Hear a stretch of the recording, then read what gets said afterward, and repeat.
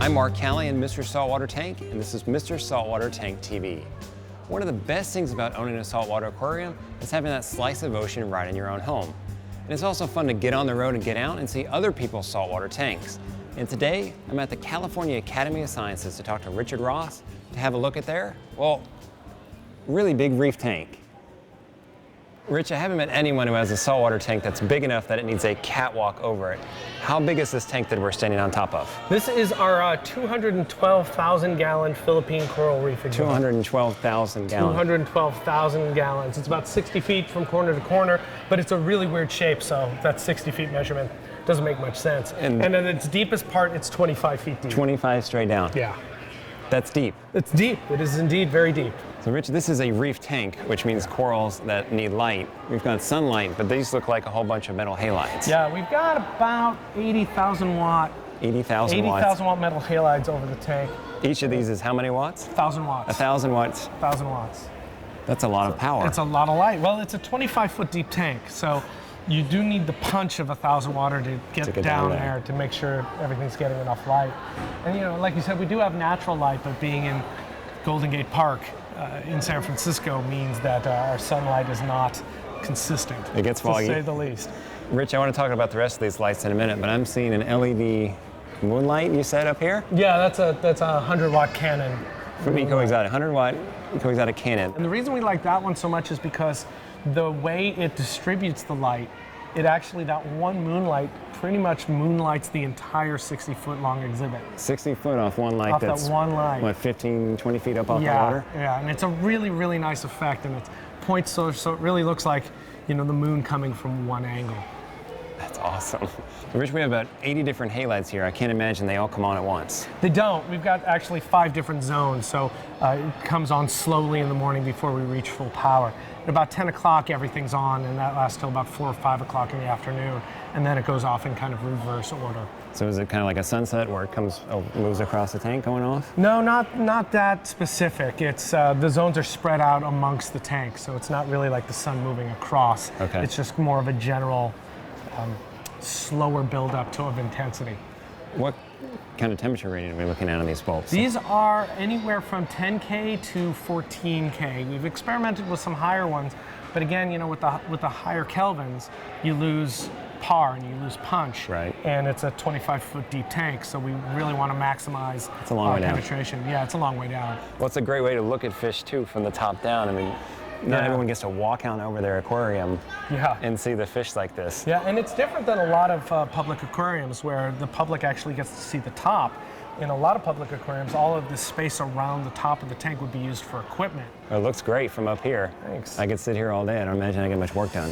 Yeah, me too. Or if you're kind of stressed, you're like, oh, I'm just going to go stand on top of this 230,000 gallon reef tank. Yeah, it's not a bad job. This is hands down the deepest reef tank I've ever seen. And while it's deep, there's a unique shallow part to the tank that really caught my eye. Rich, this looks like a shallow lagoon. Anemones, clams, what all is in here? We wanted to really take advantage of having the guests being able to see the top of the tank. And one of the ways we decided to do that was to make this kind of lagoonal area or a seagrass area. And it's turned out really nice because you rarely get to see clams and anemones from the top. So this is one of my favorite areas of the tank. I'll say that about every area. I was going to say, I think that's going to be a theme. To say it turned out nice is an understatement. These clams look great. So do these anemones, and it's awesome to get a top-down look at these clownfish that are hosting in this anemone. Now, speaking of fish, how do you feed a 213,000 gallon reef tank? Rich, that smells horrible. What is this stuff? This is, right now it's mostly cyclopes and oyster feast. We do different kinds of foods in here throughout the day and throughout the week. It's about 5-gallon volume of this container, and then it gets pumped out to 4 different locations in the tank to make sure all our planktonivores, like your and anthias. Also for, you know, it's like our anthias, this is mostly for anthias, and also our garden eels. This injects food over near where they are, so it allows them to get food throughout the day. It looks like it's automated. I see dosing pumps doing the work. Yep, 4 peristaltic pumps, and they've worked out really well for us. So this looks like maybe 5 gallons of food. Yeah. How long does this last? This lasts 3 or 4 hours. 3 or 4 sometimes hours. 5, depending on how we've got it set.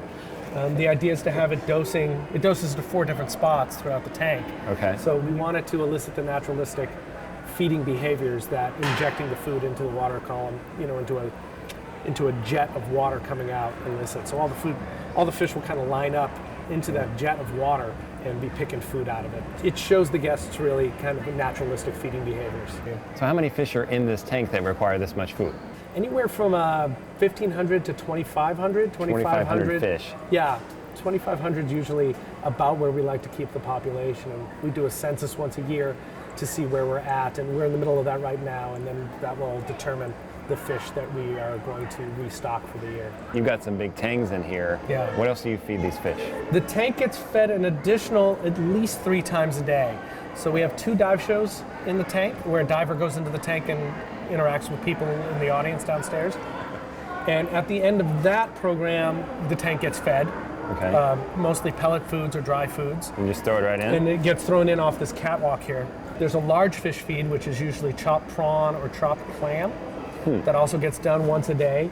And then once or twice a day as well, we do what's called a zone feeding, which is basically we feed into the closed loop of the tank. And that allows the food to saturate the entire tank, so everybody's got an equal chance of getting to the food.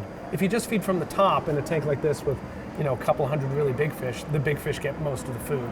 And we want to make sure everybody gets fed at all levels of the water column. So I heard closed loop, I heard saturation. Yeah. You're going to be putting lots of stuff in the water. Let's go have a look at how you keep this much water clean. Sure.